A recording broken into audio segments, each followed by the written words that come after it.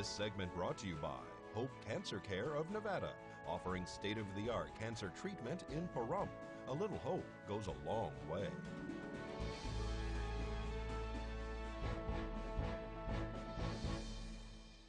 The commissioners discussed our county roads during Tuesday's chamber meeting. Just a little update on Homestead Road. We are going to be seeing some paving by the contractor at the end of this week. So everybody look for those roads to get turned black and get a lot smoother for us. Great news. We have some crews out working in Monitor Valley this week as well, trying to do some repairs on the culverts out there.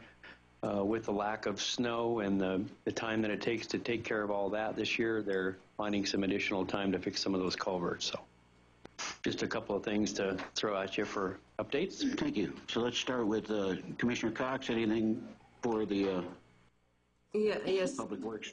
Yes, please. Hi, Tim. I just wanted to bring up the fact that I have an issue down here on Calvada Boulevard, and I brought it up several months ago, so I guess it just kind of got lost in the shuffle. But there's a very small road at the end of the I as you're going towards Dandelion that's kind of used as a turnaround road going over to the apartments, and then people use it to turn around to go back down the I. Are you kind of familiar with what I'm talking about? It's a small road. I believe so, yes. Yeah, it's really, really rough. It's getting worse. It needs a quick overlay on it. It used to be really a good road, and then somebody threw a bunch of dirt on it, and then they came along and swept it off, and it took the asphalt with it.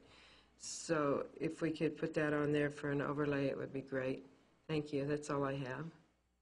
And ambulance service in Tonopah is being addressed by the county. Service in Round Mountain is a concern that the commissioners also spoke about during their last meeting.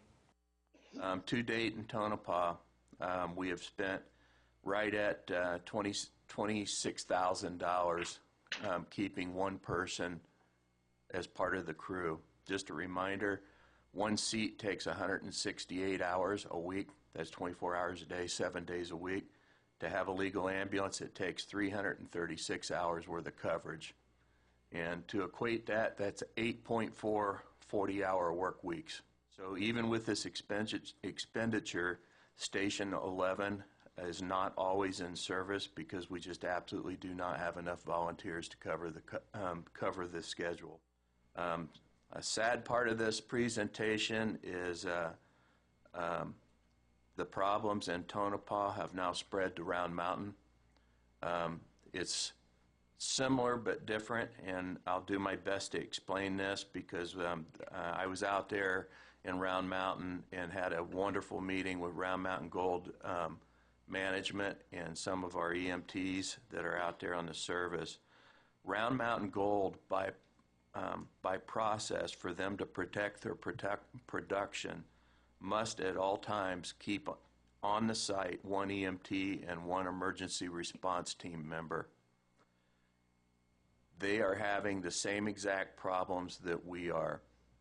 Even though they provide the training for free for those positions, and even though they give a stipend and bonuses for somebody to have that training, people are choosing not to do that training because they don't want the responsibility, and they're plenty good with their regular duties. As a result of that, they have a reduced number of EMTs and ERT members. The majority of those members are also part of Nye County Ambulance in the Smoky Valley Station 21. So the problem is for them to maintain that one EMT and one ERT on the mine site, they've had to limit the availability of paying the personnel to go on ambulance calls. So we suspect that we're going to approach a time within the next week or two where Smoky Valley Ambulance will no longer be available to the town of Round Mountain and to the valley, to Smoky Valley. Round Mountain Gold is committed. I mean, after 30 years of involvement, I think they've proven their commitment, but They're going to try to cover this as much as they can, but again, at the end of the day, the mine manager's responsibility is to keep production going.